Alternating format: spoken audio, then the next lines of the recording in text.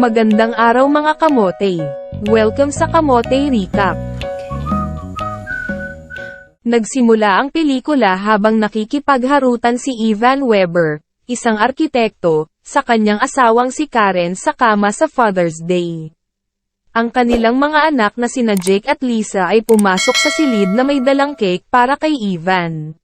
Nakikipaglaro siya sa kanyang mga anak na kunwaring halimaw at pinalabas niya ang mga bata para matuloy ang harutan nila ni Karen. Gayunpaman, nag-aalala si Karen sa isang paparating na exhibit na itatampok ang kanyang mga likhang sining, pati na rin ang paghahanda na mag-outang kasama ang mga bata para sa isang beach trip. Makakasama sana si Ivan kung hindi lang dahil sa injury sa balikat at sa dami ng trabaho na kailangan niyang tapusin. Dumating ang kaibigan ng mga Weber na si Luis upang tingnan ang eskultura na ginawa ni Karen. Kinalaunan ay nagpaalam na sina Karen at ang mga bata kay Ivan para mag-outing. Naiwan si Ivan na mag-isa kasama ang kanilang asong si Monkey at tambak na trabaho para sa isang house project. Nang gabing iyon, bumuhos ang malakas na ulan. May narinig si Ivan na kumakatok sa pinto. Pinuntahan ni Ivan para tignan kung sino ang kumatok at nakita niya ang dalawang magaganda at sexy na mga chicks, sina Genesis at Belle, na basang-basa sa ulan. Sinabi ni Genesis na papunta sila sa isang party ngunit naiwan niya ang kanyang telepono sa bahay at ang kay Belle naman ay nabasa sa ulan. Inimbitahan sila ni Ivan sa loob para magpatuyo at gamitin ang iPad niya para hanapin ang address ng party. Itinawag sila ni Ivan ng isang Uber, bagaman aabuti ng 45 minutes bago makarating sa kanilang lugar. Pagkatapos ay binigyan niya ng mainit na maiinom ang mga babae at inilagay niya ang kanilang mga damit sa dryer. Habang naghihintay sila ng Uber at nagpapatuyo ng mga damit, tinitingnan ng mga babae ang likhang sining ni Karen at ang koleksyon ni Ivan ng mga vinyl record. Sinabi ni Ivan na dati siyang DJ, at pinag-uusapan ng mga babae ang pagiging isang flight attendant. Nagsimula silang mag-usap sa kanilang mga buhay torjakon, pinag-uusapan nila ang uri ng mga lalaking nakasama nila, at kung paano ang torjakon ay isang pangunahing pangangailangan ng tao. Nagsisimula ng mag-init si Belle kay Ivan, ngunit napansin ni Ivan na parating na ang Uber kaya nabitin sila. Nagpunta ang mga babae sa banyo kung saan pumunta si Ivan para tawagin sila. Nakita niyang pareho silang walang damit at inaanyayahan siyang sumama sa kanila. Sinubukan ni Ivan na pigilan at itulak sila, ngunit sinimulan siyang pulutanan ng mga babae. Dinala nila ito sa kwarto kung saan nagtorjakan silang tatlo nila Ivan. Kinaumagahan, nakita ni Ivan ang mga babae na nagluluto ng almusal. Inutusan niya silang umalis, ngunit patuloy sa kanilang ginagawa na parang mga batang naglalaro. Biglang tumawag si Karen sa pamamagitan ng FaceTime at sinabi kay Ivan na maayos naman ang lahat, maliban noong natusok si Jake ng dikiya. Pinipilit niyang itago ang katotohanan na mayroon pa siyang dalawang babaeng kasama sa kanilang bahay. Ang masama pa nito, dumating sa pintuan ang kapitbahay ni Ivan na si Vivian para tingnan kung okay lang siya dahil sa nagdaang bagyo. Biglang lumitaw si Genesis at inakbayan si Ivan, ipinaalam kay Vivian kung ano ang nangyayari. Umalis si Vivian na galit na galit. Nang bumalik si Ivan sa loob, nakita niyang sinira ng mga babae ang eskultura ni Karen at dinrawingan ng putotoy at siopaw. Sa galit ni Ivan ay sinubukan niyang tumawag sa mga pulis, hanggang sa sinabi ni Genesis na sasabihin niya sa mga pulis na minolestya niya sila, at siya at si Belle ay parehong 15 taong gulang pa lamang. Patuloy sa panggugulo ang dalawang babae. Napuno na si Ivan at tumawag na talaga siya sa pulis.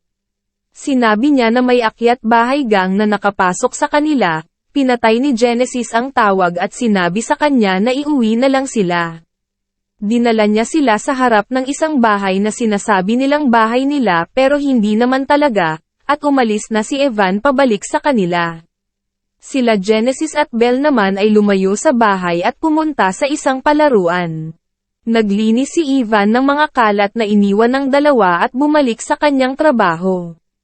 Kinagabihan, nakarinig siya ng tunog na parang may nabasag na salamin. Pumunta siya sa sala at nakita ang isang sirang picture frame niya at ng kanyang pamilya. Pagkatapos ay lumitaw si Genesis sa likuran niya at pinalo siya sa likuran. Tulog si John Wick. Nagising si Ivan na nakatali sa kanyang kama habang si Genesis ay nagme-makeup sa harap ng salamin. Pumasok si Belle na nakasuot ng school uniform ni Lisa. Sinimulan niyang kausapin si Ivan na parang batang inabuso ng kanyang daddy. Gustong-gusto nang magpatorjak ni Belle kay Ivan habang si Genesis ay umalis na sa kwarto. Hinayaan ni Ivan si Belle na kabayuhin siya nito, na nagbigay sa kanya ng pagkakataong kalaasin ang kanyang mga tali at itapon si Belle sa baba ng kama.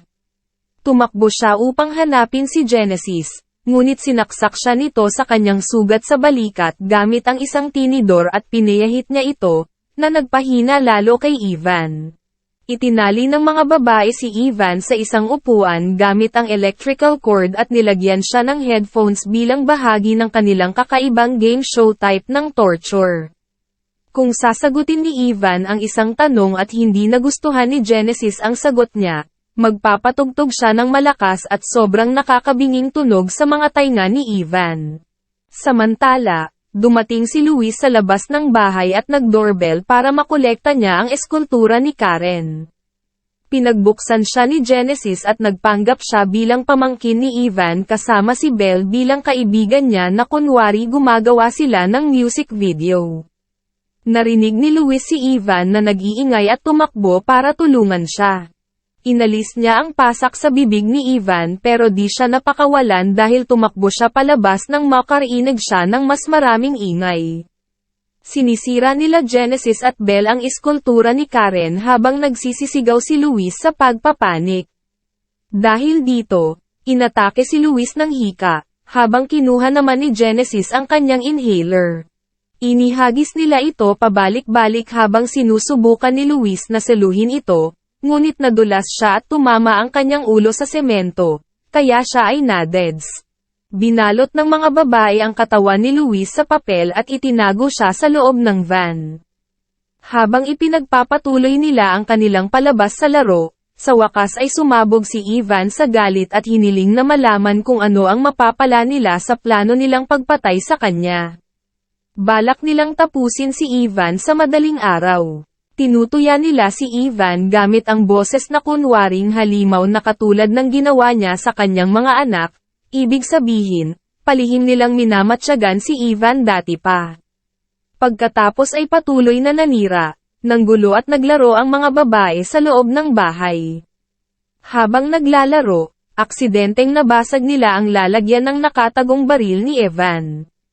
Pinakawalan nila si Evan para maglaro ng taguan. Makakatakas na sana siya kundi lang siya lampa sa lahat ng lampa, kaya nadapa siya at nahuli na naman ni Genesis. Sa pagsapit ng madaling araw, plano ng mga babae na isagawa ang pagtapos kay Evan. Muli nilang itinali si Ivan at inilagay sa isang hukay, ibinaon nila si Evan hanggang leeg. Kinuha ni Genesis ang isang maliit na eskultura at naghanda na tapusin si Ivan gamit ito, ngunit sa halip ay hinampes niya ito sa tabi niya at tumawa, baliw talaga. Ibinunyag ng mga babae na ang buong pangyayari ay bahagi lamang ng isang laro na gusto nilang laruin kung saan hinaharot nila ang mga lalaking may asawa na para makipagtorjakan sa kanila. Umaasa sila na makahanap ng isang lalaki na maaaring tumanggi sa kanila, ngunit walang sino man nakatiis sa kanilang alindog. Sinabi ni Belle na paborito niya si Ivan. Bago umalis, ibinigay ni Genesis kay Ivan ang kanyang telepono at ipinakita na in-upload nila sa Facebook ang video ng torjakan nila ni Belle. Ang mga babae ay umalis sa bahay kasama si Monkey habang tumutugtog ang "Where is my mind" ng The Pixies. Inilabas ni Ivan ang kanyang kamay mula sa lupa para i-delete ang video habang marami na ang nakapanood, pero sa halip ay napindot niya ang like button. Umuwi si Karen at ang mga bata at dinatnang magulo ang bahay. At ang kanyang mga eskultura at kanilang family pictures ay puno ng mga sulat ng pagkamuhi. Inisip na lang ni Jake na nagparty ang papa nila. Salamat po sa inyong panonood mga kamote. Kung gusto nyo ang mga ganitong video, huwag po kalimutang mag-subscribe at mag-like. Pa-comment na rin at share kung sinisipag ka pa.